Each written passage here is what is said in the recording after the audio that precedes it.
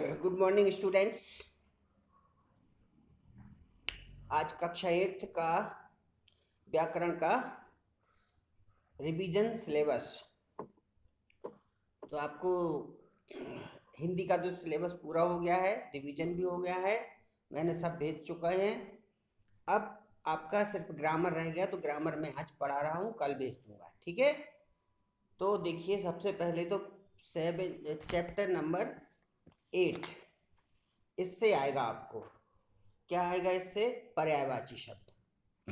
पर्यायवाची शब्द यानी एक शब्द दिया रहता है, उसके 3 या 4 पर्यायवाची होते हैं। तो जितने आपसे पूछे जाए, 2 पूछे जाए, 3 पूछे जाए, 4 पूछे जाए, तो आपको लिखना है, उनको याद करना है। जैसे एक उदाहरण के लिए बताएं मैं, तो आज्ञा, जैसे आज्ञा का आदेश भी होता है, हुक्म भी होता है, निर्देश भी होता है, फरमान भी होता है, ठीक है ना।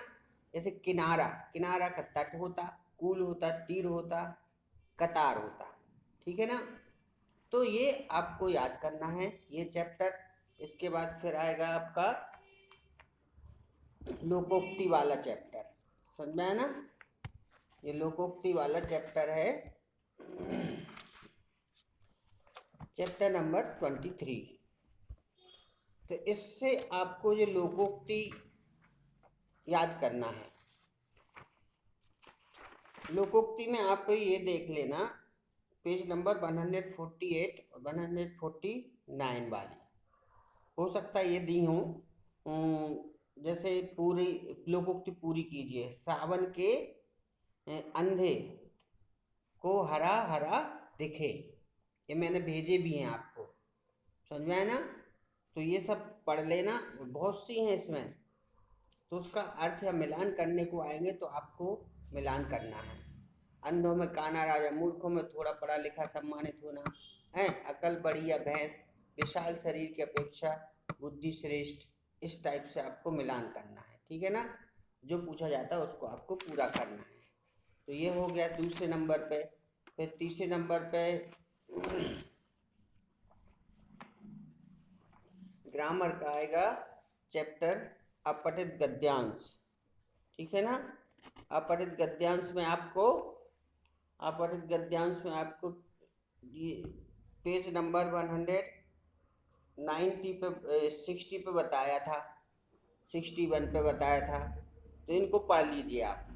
भारत में भ्रष्टाचार दिन प्रतिदिन बढ़ रहा है, किसी भी क्षेत्र में यहाँ भ्रष्टाचार दिखाई देता है। भारत के सरकारी व गैर सरकारी विभाग इस प्रकार का सबसे बड़ा प्रमाण है। तो ये आप पढ़ेंगे आपको, और आपके सामने क्वेश्चन रहेंगे, तो आपको आंसर देने में सहूलियत होगी, ठीक है ना। उसी में आंसर छिपे हैं, जो आपको उससे आंसर लिखना है। तो ये हो गया। अब फिर तीसरे नंबर पे आ जाएगा ग्रामर में आपका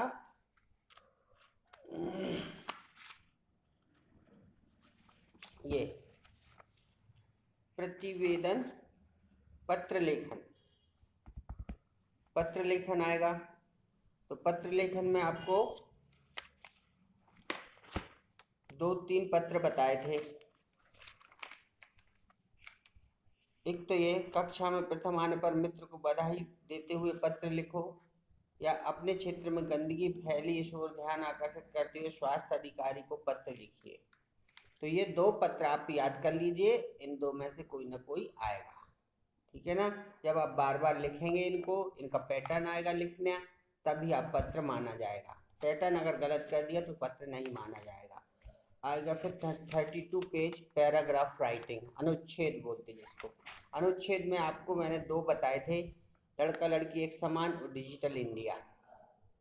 इनको आप ध्यान से पढ़ें, ध्यान से याद करें, और ताकि आप जब जब 1-2 बार पढ़ोगे इनको, तो आपसे अपने आप लिखना आ जाएगा, तो लिखते बनेगा। तो इसलिए आपको ये पढ़ना जरूर है, तभी बन पाएगा।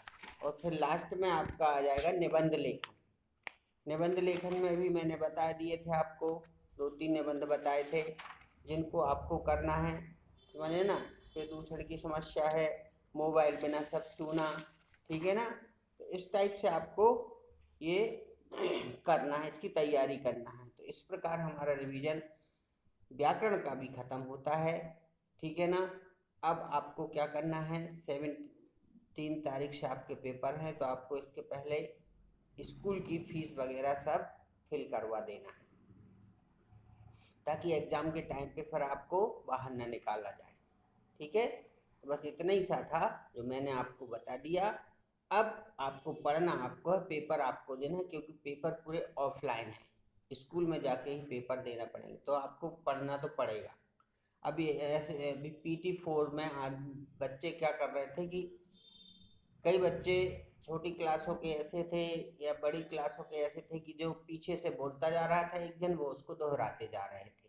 तो ऐसा नहीं चलेगा। अब इसमें क्या है, आपको लिखना है, जब पढ़ोगे तभी लिख पाओगे। ठीक है ना। तो इतना सा आपका सिलेबस है, इसको ध्यान से पढ़िए। और हो सकता है हम मंडे से अगर आपके टेस्ट लेंगे तो हम संडे को आपको सूचना देंगे कि इससे आपको ये चीज़ तैयार कर लो, इसका टेस्ट है। ठीक है।